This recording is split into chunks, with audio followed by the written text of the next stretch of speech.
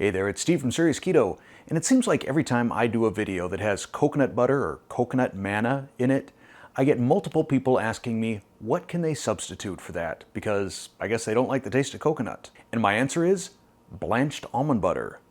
Unfortunately, blanched almond butter costs a ton. A jar of blanched almond butter runs anywhere from about $2 to $2.50 an ounce. Now you can buy blanched almonds in a bag and save a fair amount of money versus blanched almond butter. You're looking at probably 50 cents to 70 cents an ounce. Or you can just buy whole almonds like this bag from Costco, 26 cents an ounce, and blanch your own. To blanch our almonds, bring a pot of water to boil. Then add your almonds. I'll do anywhere from 1 cup to 4 cups, depending on my need. Then set a timer for 45 seconds. We want to boil these for between 45 seconds and a minute. We do not want to go longer than a minute because we don't want to start cooking them. Once we hit that 45 seconds, take them off the heat, run them through a strainer, and then put them in an ice bath where we'll let them soak for probably 2 to 3 minutes. After they've soaked, peeling it is as easy as just pinching the almond skin. Comes right off. Now, this is a bit of a tedious job, so you might want to convince your children that it's incredibly fun and let them do it. You can also sometimes get them to pop out of their skin like that and go flying across the room. So be prepared to pick up a couple off the floor. Lay the blanched almonds onto a cooling rack or any other surface lined with a paper towel to get the initial moisture off of them. Then we'll put them into the oven just to completely dry them out. So throw them on a cookie sheet.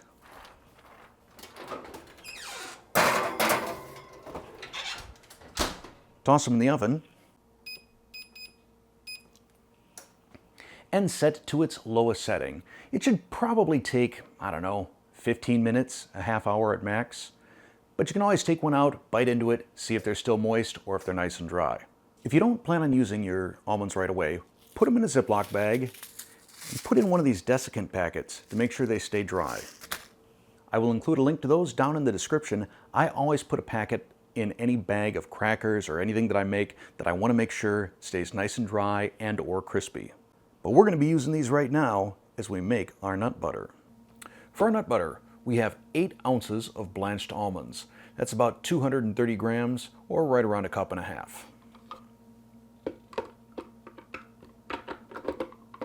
I'm using the Blendtec with the twister jar, which I think is just great for nut butters. You could also use a Vitamix, a Ninja, or other high-powered blender.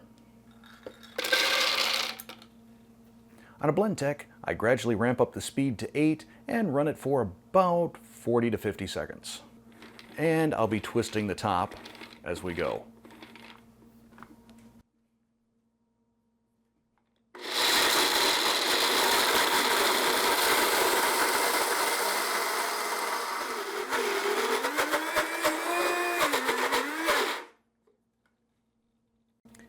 Now, if after doing your first cycle you see that what you really have is sort of like a meal, it's kind of dry, you can add in some almond oil, which is what we're going to do right now.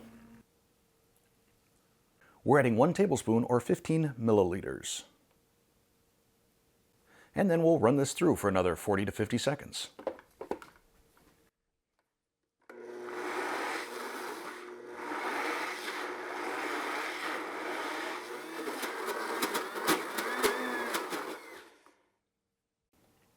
So with 1 tablespoon of oil, we now have a very thick, almost clay-like consistency. Now I want this to be a little bit more spreadable, so I'm probably going to add 1 more tablespoon of oil. So after our third trip through the blender, our texture now reminds me a lot of cookie dough. I think this is going to be very nice, very spreadable. And then transfer to the storage container of your choice.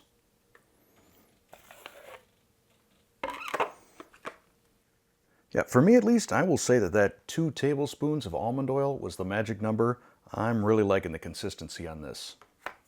This blanched almond butter, as we have it right now, is really designed for cooking, not for eating straight up. Because it doesn't have any salt or any sweetener in it, it's going to taste fairly bland. But it works great as a replacement for coconut manna in my candy bars. It also works in my pound cake as a replacement for the macadamia nut butter. I'll link to that right up there. But just for grins, let's give it a taste.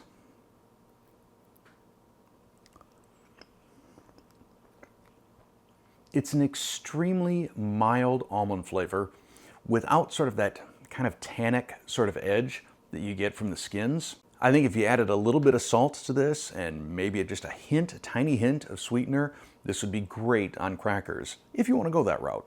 So there you go, blanched almond butter at a significant cost savings versus buying in a jar.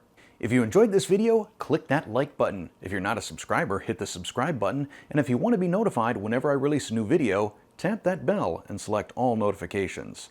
Finally, if you'd like to help out the Serious Keto Test Kitchen, click that join button and see what membership options are all about. Thanks for watching.